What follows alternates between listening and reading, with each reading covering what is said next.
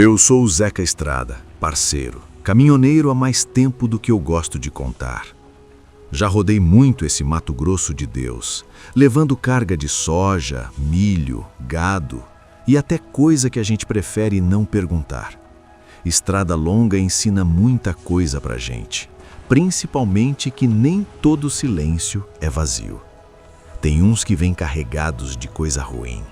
E foi num desses silêncios que essa história começou. Era fim de tarde quando eu puxava um frete pesado descendo sentido interior, numa rodovia velha, daquelas que cortam o mato fechado e parecem não levar a lugar nenhum. O céu estava baixo, carregado, com aquele tom cinza que anuncia chuva grossa. O rádio do caminhão só chiava, nenhuma estação pegava direito. Nessas horas, a gente conversa com o próprio pensamento para não dormir. Foi aí que vi a placa velha, torta, quase comida pela ferrugem, indicando um desvio curto. Não tinha nome direito, só dizia necrotério municipal. Aquilo me estranhou. Necrotério fora da cidade, isolado daquele jeito, no meio do nada? Mas meu caminhão já estava pedindo descanso, e o corpo também. Resolvi entrar para procurar um lugar seguro para parar e esperar a chuva. O lugar parecia abandonado, um prédio baixo, antigo, com pintura descascada e uma luz fraca tremendo na entrada. Estacionei o caminhão um pouco afastado e desci. O cheiro me atingiu antes mesmo de eu chegar perto. Um misto de mofo, produto forte e algo que eu não soube identificar, mas que dava um aperto no estômago. Foi quando ouvi a voz. Um senhor, já de idade, sentado num banco de concreto, de jaleco amarrotado e olhar cansado. Ele me chamou como se já me conhecesse. Disse para eu me abrigar da chuva ali, que não aparecia muita gente naquele lugar. Conversa vai, conversa vem, ele se apresentou como médico legista. Disse que tinha passado a vida toda lidando com mortos. Eu, curioso como todo caminhoneiro em parada longa, puxei assunto. Perguntei se não era pesado trabalhar ali, tão longe de tudo. Ele deu um sorriso torto e falou que o peso não era o lugar, mas o que ficava depois que os corpos chegavam. Disse que a gente acha que morte é silêncio, mas que ali ele aprendeu que nem sempre é assim. Enquanto a chuva começava a bater forte no telhado de metal, ele começou a contar dos primeiros anos de profissão, quando ainda era jovem, cheio de certeza, achando que ciência explicava tudo. Falou de corpos que chegavam frios demais, mas pareciam carregar algo além da carne. Olhos que não deveriam se mexer, mas se mexiam. Sons que não deveriam existir, mas existiam. Eu senti um arrepio subir pelas costas. Não era medo ainda, era aquela sensação ruim de que a estrada tinha me levado para um lugar onde eu não devia estar. Mesmo assim, continuei ouvindo. Caminhoneiro é assim, parceiro. Quando a história começa, a gente vai até o fim, mesmo sem saber o preço. E naquela noite, ali naquele necrotério perdido de Mato Grosso, a rotina da estrada foi quebrada. Porque eu percebi, antes mesmo dele terminar a primeira história, que aquele homem carregava algo preso no peito havia décadas, algo que não queria mais ficar em silêncio. A chuva caiu de vez, pesada, daquelas que fazem o mundo sumir além de alguns metros. O som dela batendo no telhado do necrotério misturava com o jeito baixo da voz daquele médico. Ele falou que ali, longe da cidade, era mais fácil trabalhar, porque ninguém escutava quando as coisas davam errado. E quando ele disse errado, o olhar dele não estava falando de erro médico. Ele me contou que o primeiro plantão noturno naquele lugar aconteceu ainda nos anos 70. Jovem, recém-formado, cheio de teoria na cabeça e coragem no peito. Naquela noite, trouxeram o corpo de uma moça encontrada num rio próximo. 19 anos, segundo os documentos. Afogamento. Caso simples, disseram. Mas quando ele puxou o lençol, percebeu que os olhos dela acompanhavam o movimento da sala. Não piscavam, mas seguiam. Eu engoli seco quando ele disse isso. Ele continuou, afirmando que não tinha pulso, não tinha respiração, o corpo já estava frio. Mesmo assim, uma lágrima escorreu do canto do olho da moça. O enfermeiro que ajudava largou tudo e saiu correndo, deixando o médico sozinho com aquele corpo.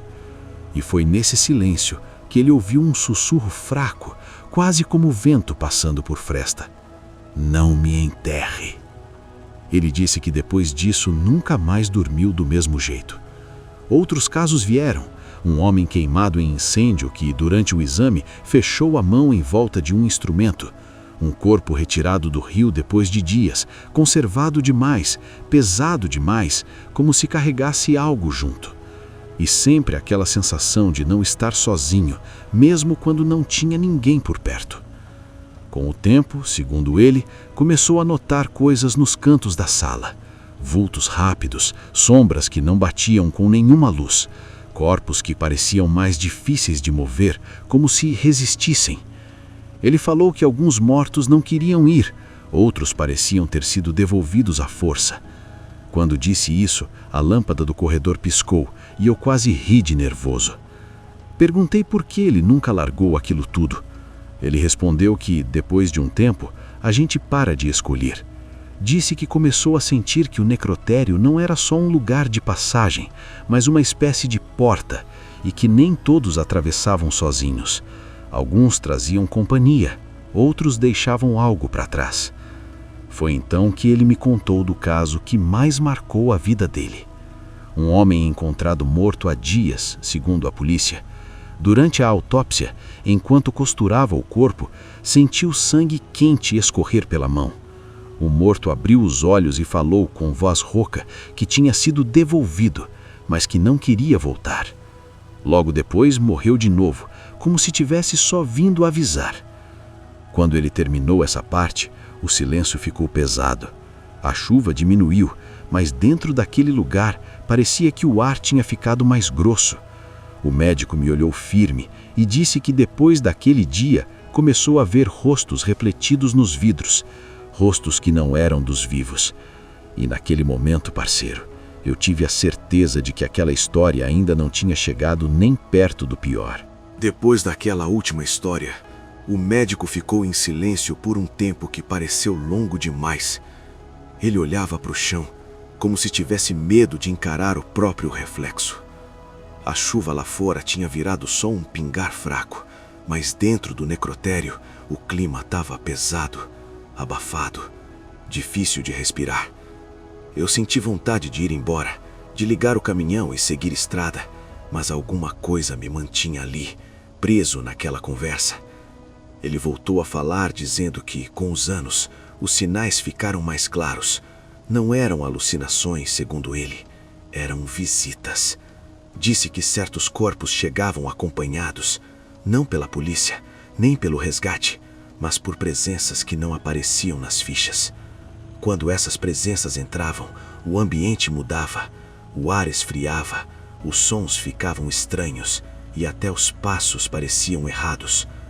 O pior caso, segundo ele, envolveu uma criança, corpo pequeno, coberto até o pescoço.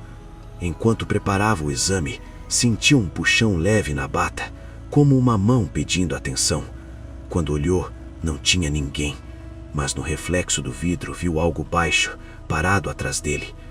Quando virou de vez, o reflexo sumiu e a sensação de ser observado ficou. A partir daí, ele começou a evitar espelhos, vidros, qualquer superfície que refletisse. Disse que os mortos observavam. Não mexiam o corpo inteiro, mas os rostos mudavam. Um canto da boca que se erguia, uma testa que franzia, olhos que pareciam mais atentos. Ele falou isso com a voz quebrada, quase pedindo desculpa por estar me contando. Teve uma noite em que examinava um homem esfaqueado. Enquanto anotava o laudo, ouvi uma voz grave, vinda de lugar nenhum, dizendo que ele também iria para lá, que todos iam. A partir desse dia, começou a sentir que o necrotério o esperava, mesmo quando estava em casa. Sonhava com corredores frios, gavetas abrindo sozinhas, gente tentando falar sem boca. Ele confessou que começou a beber para conseguir dormir, que perdeu casamento, amigos, saúde. Disse que a morte não termina quando o coração para. Às vezes ela falha, Às vezes ela devolve, e quem trabalha perto demais aprende isso do pior jeito. Foi aí que percebi que ele não estava só contando histórias, ele estava se despedindo. O olhar dele tinha algo de fim, de cansaço profundo. Ele disse que sentia que não ia descansar quando chegasse a hora, que seria mais um a tentar avisar os vivos, falando para quem parasse ali por acaso. Quando ele terminou, uma porta ao fundo do necrotério rangeu sozinha. Um som lento, pesado, como metal velho sendo arrastado. O médico parou de falar. Eu segurei a respiração.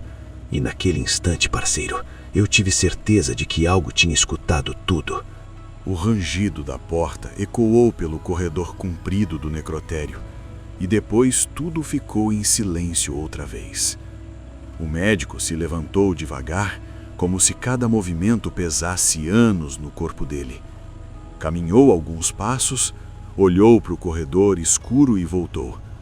Disse que era melhor eu ir embora antes que a estrada fechasse de vez com a neblina. A voz dele soava cansada, mas aliviada, como quem acabou de tirar um peso antigo do peito. Eu não discuti. Apertei a mão dele, uma mão fria demais para alguém vivo, e voltei para o caminhão. Quando liguei o motor, os faróis iluminaram o prédio mais uma vez. Juro para você que vi sombras se movendo atrás das janelas, devagar, como gente observando uma despedida. Engatei a marcha e saí sem olhar para trás. Alguns meses depois, passei pela mesma rodovia. A placa do desvio não existia mais. Perguntei num posto próximo e o frentista disse que aquele necrotério tinha sido fechado fazia anos, que o médico que trabalhava lá tinha morrido sozinho, sem família, e que encontraram o corpo sentado num banco, como se estivesse esperando alguém chegar. Aquilo me gelou por dentro. Eu percebi que talvez eu tivesse sido a última pessoa a ouvir aquele relato. Talvez ele só precisasse contar para poder ir. Ou talvez não tenha ido. Desde então, evito parar em lugar isolado demais. Aprendi que tem histórias que grudam na gente, mesmo depois de seguir viagem. A estrada ensina muita coisa, parceiro. Uma delas é que nem todo morto descansa. Alguns ficam presos entre a culpa, o medo e o silêncio. E às vezes, tudo que eles conseguem fazer é sussurrar para quem ainda está vivo e disposto a escutar. Se você já passou perto de um necrotério à noite e sentiu um arrepio sem motivo, talvez agora entenda o porquê. Me conta aí nos comentários se você acredita que a morte é mesmo o fim ou só uma porta mal fechada. Se você curte esse tipo de história de estrada, mistério e terror brasileiro, segue o canal e fica comigo por aqui. E aproveita para assistir o último vídeo que eu escrevi, chamado O Silêncio da Máscara na Serra Capixaba. A gente se encontra na próxima parada.